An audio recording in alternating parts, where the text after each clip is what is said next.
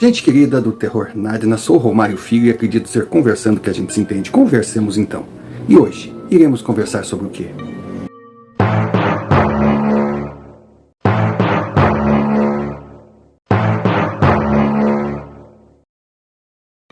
Boa tarde, seu Romário. O meu nome aqui eu vou dizer que é Alex, respeitando as regras do canal. E eu começo pedindo licença para divagar sobre o universo dos testosteronas, porque é o que eu conheço, mas sempre respeitando, admirando e ser apaixonado pelo mundo das criaturas dos múltiplos hormônios sempre em erupção. Talvez o senhor no início, ou quem vá assistir esse meu relato, caso o canal conclua ser ele algo que justifique a publicação, pode pensar que toda essa viagem que eu farei no início não tem sentido ou razão.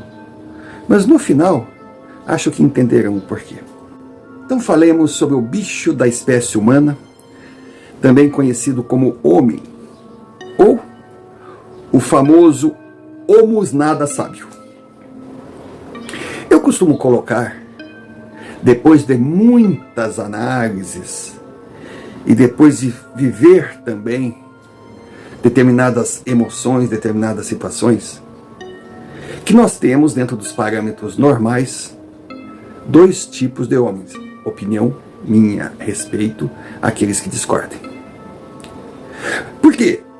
Porque até uma determinada idade, os meninos vivem num círculo semelhante, claro, com diferenças, mas nada assim que altere o seu comportamento ou o seu destino, se é que a gente pode usar essa palavra. Mas quando chega a puberdade, que ele descobre ter uma ferramenta até então que parecia ser útil só para fazer xixi, mas que tem outras funções e outras reações diante de representantes do outro sexo da espécie, ele começa a mostrar qual o caminho irá trilhar. Então vamos dizer assim, mais ou menos dos 13 aos 25, entre puberdade, adolescência e os primeiros anos da juventude, ele pode ser do tipo A, ou seja, o destrambelhado, o alucinado, o cheio de energia, acreditando que a vida acaba aos 30 e ele tem que aproveitar tudo o que puder antes de chegar ao final. Ele faz de tudo e, logicamente, dentro desse contexto, ele vai para o fascinante, para o que traz adrenalina, para o que escreve uma história incrível, e para a falta de juízo, a falta de cabeça, e para atitudes que futuramente podem trazer arrependimento. Por quê? Porque além dessa busca insana de aventuras, de conquistas, de histórias para contar, de autoafirmação, de tentar mostrar que ele é o cara, de tentar provar que existiam dois mundos distintos, aquele que não vale absolutamente nada, está ultrapassado, e aquele sensacional que surgiu depois dele levar o tapa do parteiro. Ele não consegue entender que existem outras funções que são colocadas para quem quer seguir na convivência social da sua espécie. Então, ele deixa de lado estudo, ele não leva nada a sério, ele não é muito chegado a trabalhar, ele só quer viver. Ele quer experimentar. Experimenta a bebida, experimenta talvez substâncias desaconselháveis. Ele é o enlouquecido, mas ao mesmo tempo o que tem histórias, o admirado por uns, criticado por outros. Aquele que as menininhas dizem, aquele que pai e mãe das meninas casadoras querem ver à distância. Ele é o cara que você pode concordar, discordar, mas tem que aceitar. Não passa desapercebido. Ele vive Ele vive porque ele tem na cabeça o seguinte: a vida acaba aos 30, mas se não acabar, aí eu já vivi tudo que tinha que viver, aí vou pensar no outro lado, vou pensar talvez em casar, constituir família, construir a minha vida. Só que ele esquece que ao chegar nessa fase, ele não está preparado para dar continuidade. Ele pode até ter muito boa vontade, ele pode casar com uma menina maravilhosa, ele pode ter seus filhos, mas ele será sempre o empregado, o que ganha menos, o que está ao lado ou à margem do melhor que a vida aqui na Terra pode oferecer. Ele começará a enfrentar humilhações sem poder reagir, porque foi o tempo de decidir tudo na porrada. Ele terá que engolir sapo para garantir o pouco que ganha, mas é o pouco que é essencial para levar o alimento, controlado para os seus filhos. Ele, quando ver os filhos crescendo, ele vai começar a perceber que se eles continuarem ou partirem para o mesmo caminho que ele seguiu, eles não terão um futuro. E pior, ele sentirá na pele tudo o que os seus pais sentiam. De repente, já cansado, já envelhecido devido a farras, noites mal dormidas, agressões ao corpo, ele verá que terá uma longa caminhada pela frente, tendo que rastejar no submundo do anonimato, esquecido pelos pódios da vida, pois jamais será um vencedor. Nesse momento, ele entende que não se preparou. Ele não tem o controle como imaginava ter das rédeas da sua vida. E ele vai depender ou de ajuda ou de sorte. Porque ele desperdiçou os melhores anos da sua vida, anos esses que deveria ter se dedicado a se transformar em alguém preparado para enfrentar a concorrência e ser um bem-sucedido, e agora terá que aceitar que no seu pomar tem pouco para colher. Por outro lado, tem aquele maduro precoce, com 13, 14, 15 anos, só pensa em estudar, só pensa em se preparar, tem planos, tem ambições, se joga de cabeça. Quando entra numa faculdade, meu Deus do céu, só estuda, está sempre debruçado em livros, quer aprender. Uma pessoa admirável, que não dá trabalho para os pais, que é um exemplo de menino, tem boas notas. Aí se torna homem, rapazinho, e segue naquela vida. De repente conhece uma menina que vira a sua primeira amiga, a sua primeira namorada, a sua primeira mulher. Com pouca idade casa, quando vê, já está com seus filhos, mas está se formando, terá um bom salário, uma boa casa, uma boa vida, e irá colher aquilo que plantou. Sensacional. Aí se eu chegar e disser, qual dos lados você gostaria de ter o seu filho? Se você escolher qualquer um deles, estará cometendo um grande erro. Porque os dois estão em extremos.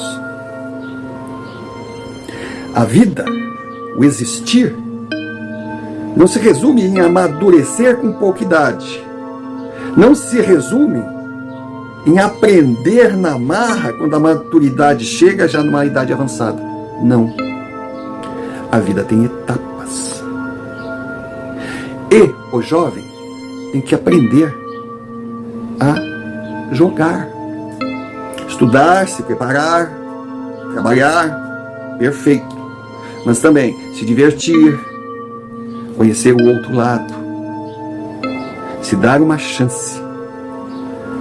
Porque ninguém é completo se dedicar 24 horas por dia somente para um lado. Então, esse gostosão, ao chegar nos 40, é um velho se sente fracassado, não vê perspectiva e sabe que terá que se contentar com uma casinha simples, com um carrinho simples, que não terá tudo aquilo que quando jovem ele ambicionava e achava que era fácil de conseguir. Bastava parar, ir lá, se dedicar e boa. E não é. Mas também, ele casado, se uma menina passar por ele, aquela menininha, sabe, peitinho, aquela bundinha bonitinha, aquele olhar assim de eu te quero, ele já viveu tanto, que ele sabe a diferença, o valor da sua esposa diante daquela coisinha ali. Ele sabe que menininha igual aquela tem em toda esquina, mas mulher que batalhe com ele, mulher que lave as cuecas dele, mulher que cuide dele quando ele está mal, é a sua esposa, a mãe dos seus filhos. Então é incrível, né? Aquele homem do nada se torna um grande chefe de família, mas resultado assim de alguém cansado de guerra. Já o outro que está casado com a sua primeira e única mulher, que não viveu nada, ele descobre que entre os 30 e 40 e poucos anos, o homem está no apogeu, porque ele tem a juventude que atrai as meninas e tem a experiência. Só que ele acha que tem a experiência. Então, quando ele vê aquelas coisinhas lindas dando em cima dele, ele surta, ele se deslumbra. Aí ele quer viver tudo que não viveu. Começa a trair a esposa, começa a jogar dinheiro fora. Uma dessas perde o seu casamento, perde o respeito dos filhos, mas ele está assim, se achando.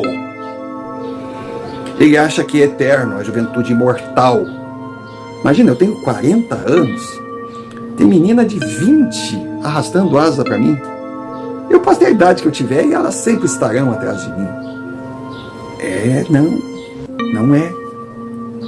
Porque aí vem a crise dos 40 para os dois lados. O que viveu,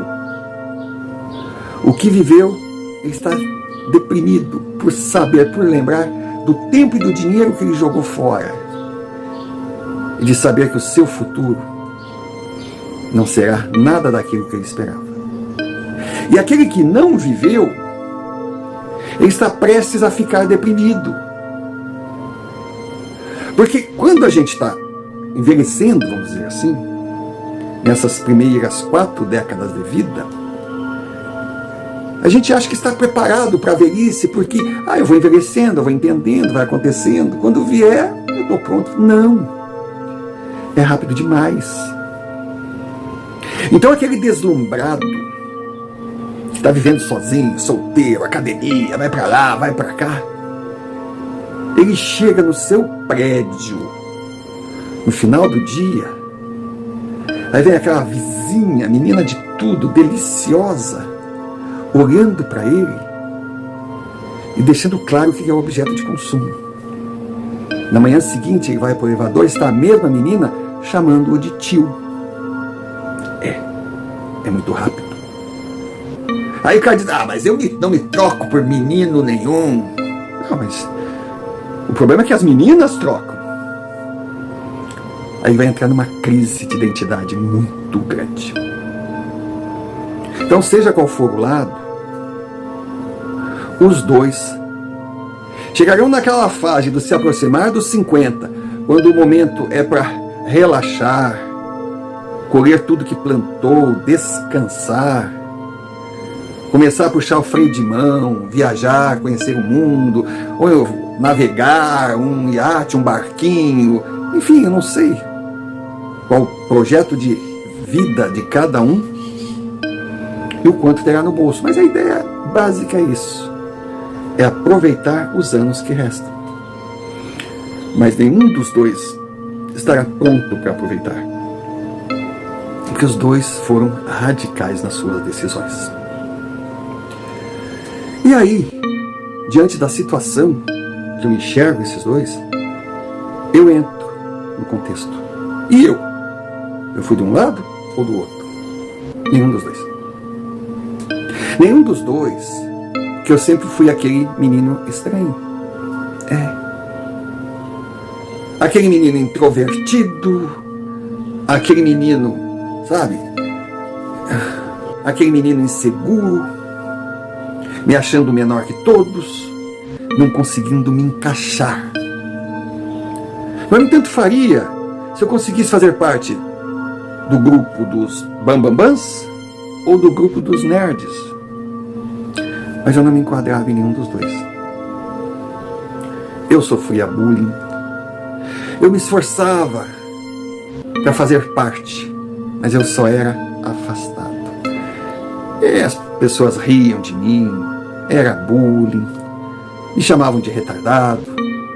Eu tinha o dom de estar chefiando a vanguarda do fora de moda. Quando eu começava a usar uma roupa, ela já tinha dado lugar para outra, o corte do meu cabelo, enfim. Engraçado que todos me diziam que eu era normal, eu sabia que era diferente, mas não me achava normal, eu não conseguia entender. Foi complicado, foi triste. Até quando um anjo em forma de médico entrou na minha vida e simplesmente disse: você é autista. Eu, como é que é? Autismo. Ele, não vou dizer que é uma doença, não vou dizer que é uma característica. Olha o cara falando cheio de dedos para eu não simplesmente olhar no espelho e dizer: eu sou louco de fato. Mas ele é uma limitação que te impede de interagir com o mundo real. Então você tem o teu próprio mundo. Bom, a princípio foi difícil de eu entender, a princípio eu fiquei chateado. Mas depois que eu descobri quem era autista, meu Deus, gênios, pessoas bem-sucedidas no mundo da música, no mundo do esporte, na política. Eu digo, pô, eu faço parte de uma elite. Aí que eu fui entender que o autista, ele tem dificuldades para muitas questões básicas, mas ele tem uma atividade, uma vocação, uma qualidade, que ali ele é um monstro. Aí ninguém sabe mais que ele, porque ao estar vivendo aquilo que ele é bom, ele encontra a segurança que ele não encontrou durante a vida toda. Então ali ele se encontra, e ele se dedica, e ali ele se torna um destaque. Então eu era um autista, eu sou um autista. Aí profissionalmente foi muito bom descobrir, porque eu sabia que eu tinha um talento. Claro que eu não vou, seu Romário, revelar esse talento, eu não quero identificação. Não é o objetivo aqui. Mas eu consegui conciliar e aceitar que eu não chegaria nunca a viver as realidades das pessoas que estavam à minha volta. Mas eu tinha a minha realidade e só tinha que aprender a ser feliz convivendo com ela. E graças a Deus, o meu autismo, ele me explicou que tem vários níveis. O meu não era daquele que me desligava do universo. O meu, não. Eu estava ali, digamos, 2 degraus abaixo do que alguém poderia considerar normal.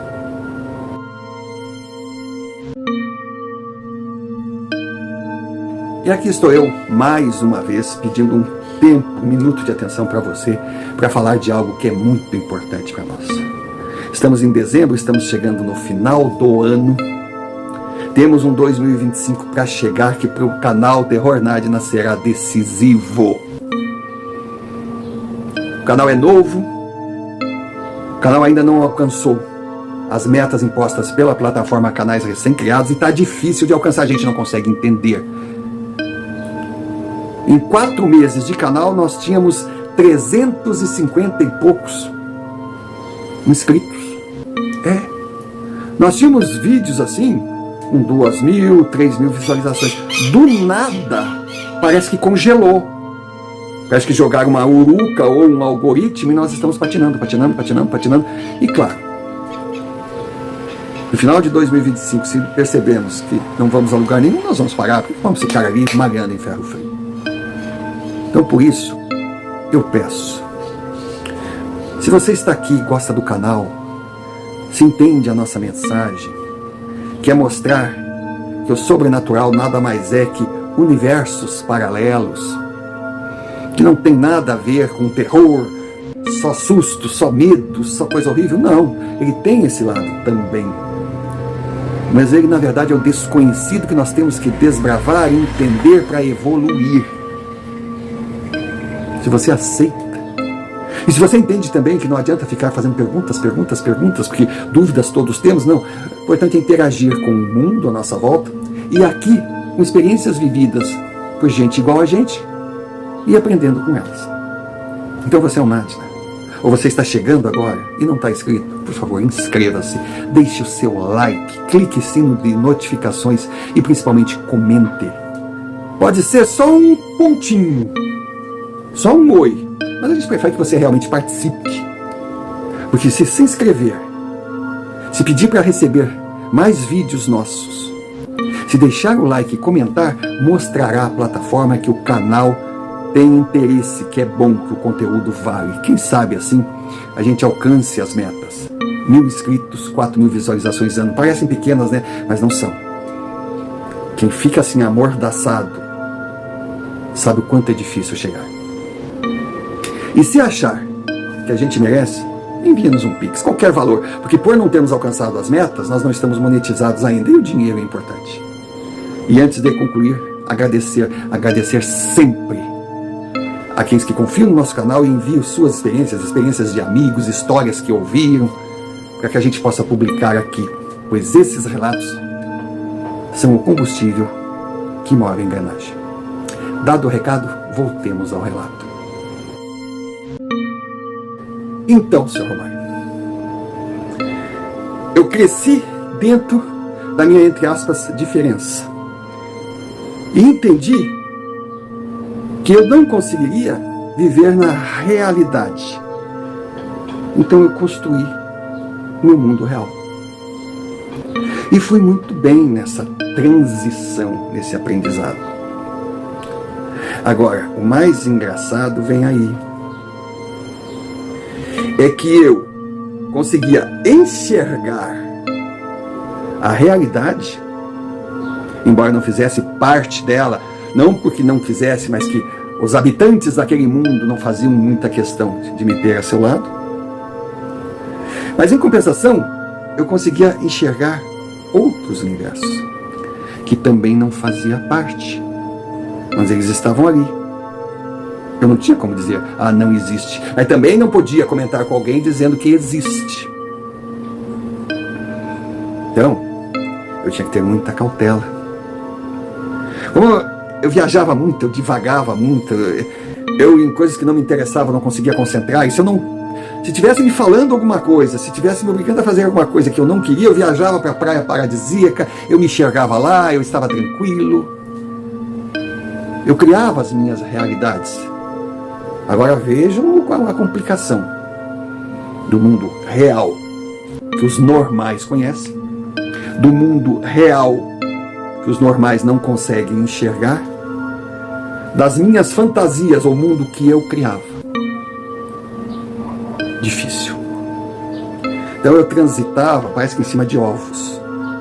Tocava a minha vida dentro da minha profissão, Nossa Senhora do Céu. Quando eu estava, digamos assim, no meu palco, na minha atividade, aí não tinha para ninguém, aí eu era o rei, eu era aplaudido de pé. Mas quando o espetáculo terminava, eu não tinha valor nenhum, as pessoas não queriam nem chegar perto de mim. E com o coração aberto, eu também não queria chegar perto delas, mas dinheiro entrava rodo, sucesso, as pessoas queriam a minha companhia para aparecer na foto, mas não que eu fosse importante, eu não as queria do meu lado. Mas foi quando o me sintonizar com o mundo real começou a ficar mais difícil, por preguiça minha, eu não queria mais estar lá. E eu também não me prendia muito ao meu imaginário, aquelas aventuras, aquela vida fantasiosa, não que eu criava, mas que surgiam. Então eu me deparei com um universo incrível, mas assustador. E aí começou o meu calvário. Uma guinada violenta, de vida sem sentido. Eu imaginava que só faltava para mim começar a realizar fotossíntese. E de repente, eu me descubro entre dois universos. Um poder longe da realidade, da maioria esmagadora dos seres humanos. Não. Todos são iguais perante a Deus. Não, cada indivíduo nesse plano tem o poder, mas eu era um dos poucos que conhecia, que sabia. Poxa, aquilo que para mim até então era imaginação de um doidinho fora de órbita, incapaz de fazer parte de um convívio, de uma sociedade, na verdade, era algo mágico. Seu Romário.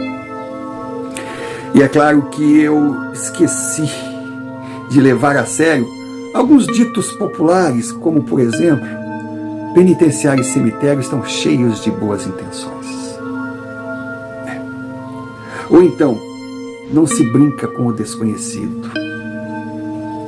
Não se mexe com aquilo que não dominamos. Seja humilde e não imagine que possa administrar algo que é muito mais poderoso que você. Eu não pensava em nada. Eu pensava em fazer o bem. Claro, eu fui ridículo, eu fui ingênuo, eu fui tudo. Mas eu uso como atenuante o meu desejo de mudar o mundo. Quem nunca? Foi quando, Sr. Romário, eu estava, tecnicamente, uma praia. Eu estava lá, corpo, alma, uma praia linda, veraneando junto com a minha família. Maravilha! Só que, claro, por mais exuberante, maravilhoso que fosse aquele ambiente, para mim era difícil ficar no mundo real. E eu viajei.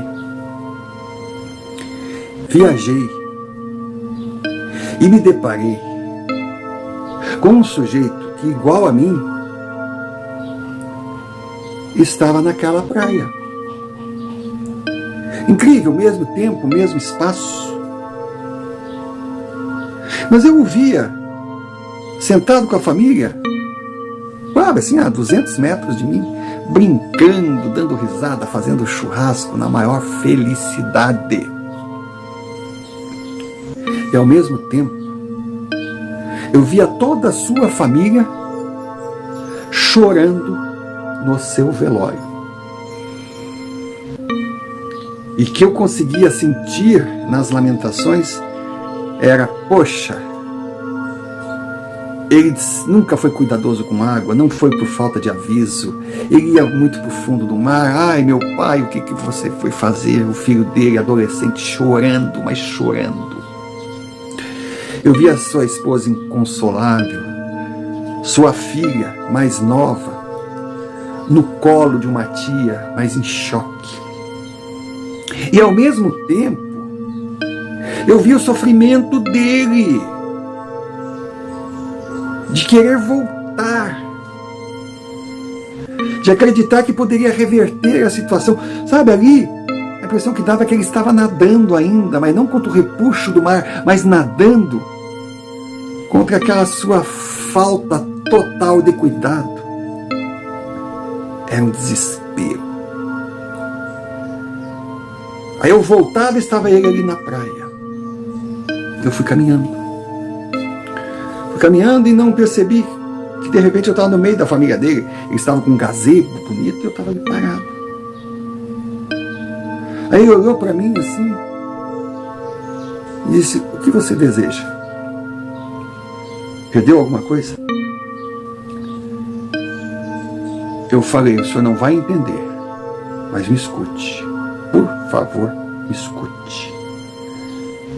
Não entre na água hoje. Ele: como é que é? Não entre na água hoje, que eu sei que o senhor é de desafiar o mar. eu sei que o senhor não respeita, eu sei que a sua família lhe cobra essa falta de juízo, eu sei que o senhor acha que nada mais que todo mundo. Aí comecei a citar detalhes que eu escutei no velório dele, que estava acontecendo e aconteceu, que aconteceu, mas eu via de um lado ou de outro. Aí de repente falando com ele ali, eu viajava para o velório, depois viajava para o dia seguinte ao velório, a tristeza, o luto da família, o desespero dele, o sofrimento dele. Incrível, eu queria livrá-lo daquele sofrimento.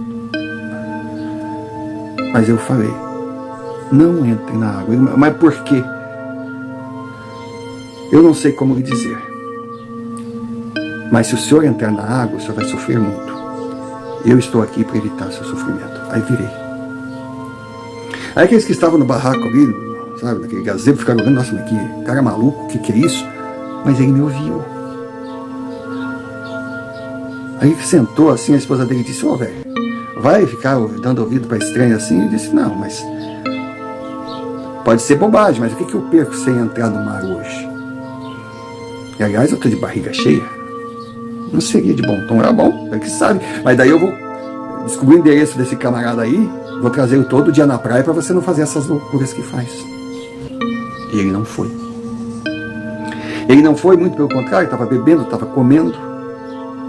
Aí eu me retirei, fiquei sentado, tipo, poxa, eu usei o meu dom para ajudar alguém, eu evitei o pior, quando eu comecei a evitar aquele griteiro. Aí eu viajei, sabe, me transportei. O corpo permaneceu onde eu estava, eu fui até ao local dos gritos. Estava ele tentando entrar na água. Estavam outras pessoas entrando, mas os salva-vidas já estavam ali. E retiraram o filho dele da água. Pegaram o moleque, já chegou a ambulância do corpo de bombeiros, tentavam reavivá-lo, levaram para o hospital. Seu Romário, eu viajei assim, eu acompanhei junto, eu fui dentro da ambulância, eu fui naquele desespero ali, chorando e coisa. Depois eu estava justamente naquele velório, só que quem estava debruçado, deitado naquele caixão, não era ele, era o filho. E ele dizia para a esposa, por que eu fui ouvir aquele maluco? Por que eu não entrei na água? Eu era para ter morrido, não meu filho. E eu sentia nele o sofrimento que eu tentava evitar. Ou seja, eu poderia até mudar a história, mas eu não tinha o poder de fazer com que ele não passasse por aquela dor, aquele sofrimento de ter uma atitude que o faria se arrepender. Eu vou lhe dizer, eu quase enlouqueci. Ou melhor, quase fiquei mais louco do que já era. Senhor Romário, para muitos, eu era flagrado conversando sozinho. Eu não estava conversando sozinho, eu estava com criaturas do meu lado, com pessoas, com seres. Eu não sabia definir os lugares, eu não sabia definir o que ou quem eram aqueles que conversavam comigo, o que eles queriam ou não queriam nada. Eu sabia que eles percebiam a minha presença, mas me tratavam como se eu não fizesse parte do universo deles, o que não era nenhuma novidade, porque o outro lado, o lado real, agia da mesma forma. Então eu era o espectador de dois mundos, mas eu me interessava mais pelo outro. E aí, seu Romário, eu conheci uma espécie de portal, de elo de ligação assustador, que simplesmente derrubava todas as teorias de tempo e espaço. Então, de alguma forma, não me pergunte como nem porquê, eu viajava no tempo e eu comecei a entender que o tempo, como nós conhecemos, ou como os normais conhecem, não existe.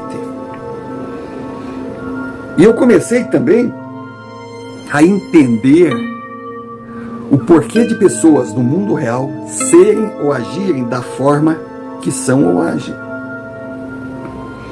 Porque eu via diversas passagens, alguns dizem diversas vidas dessas pessoas. o que eles foram séculos atrás. Eu tinha um limite. Eu não conseguia avançar, digamos assim, de 300 anos antes, um pouco mais ou um pouco menos, e 300 anos depois. Se bem que o depois eu me negava a aceitar, conhecer, porque eu tive algumas experiências e foi terrível.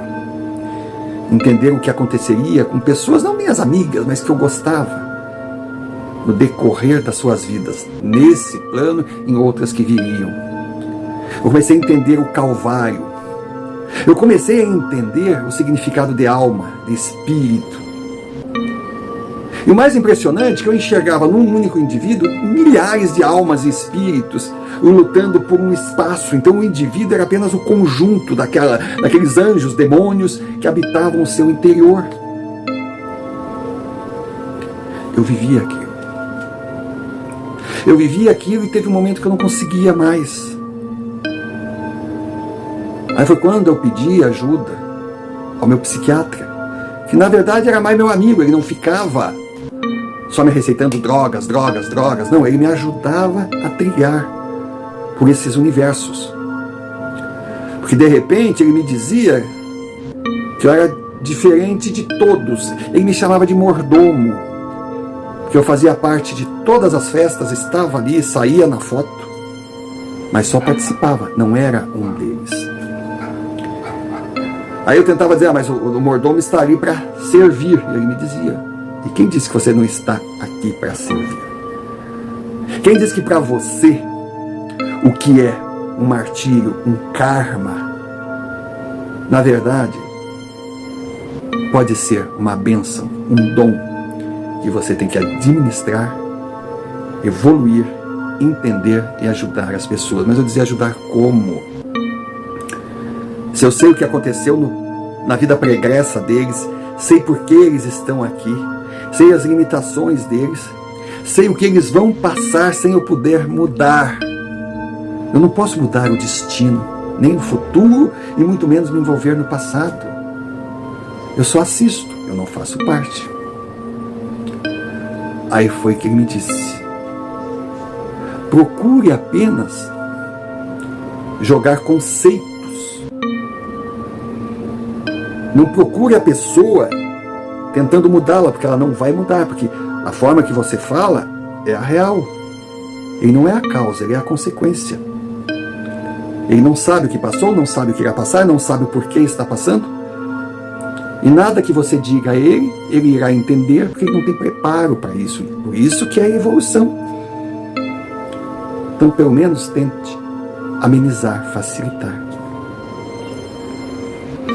Lógico, se você de repente ver uma determinada pessoa saindo para a praia, feliz, com a família, e sabe que no dia seguinte ele irá se afogar, não tente evitar o afogamento. Mas quem sabe, você não acha que seria bom estar ao lado dele no momento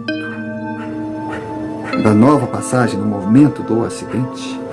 E você sabe que o corpo estará lutando ali para garantir o básico para a sua sobrevivência. Mas o que está ali dentro, o indivíduo formado por diversas, como você mesmo fala, milhares de almas, estará sofrendo, tentando entender, precisando de ajuda. Seja você a ajuda. Porque como essa luz que agora está no vídeo vai diminuindo lentamente, de forma gradativa, o sopro de vida, como aquele indivíduo conhece, a sua permanência naquilo que ele chama de vida, também vai se dividindo e se tornando escuro. Seja você a luz dessas pessoas. E assim eu tenho agido.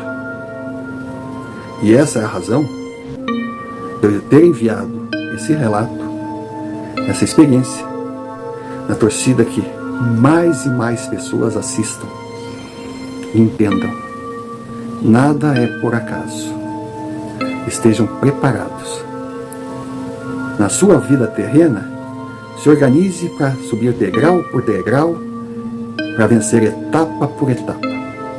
Procure evoluir, independente do tempo que vai ficar aqui, porque por mais que você viva, o tempo dessa matéria que hoje você habita é mínimo. Mas, por favor, esteja pronto. Mais cedo ou mais tarde vai acontecer.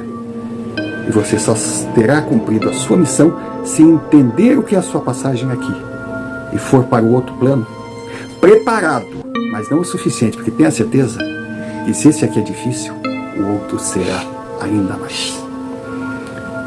Não espere receber a luz.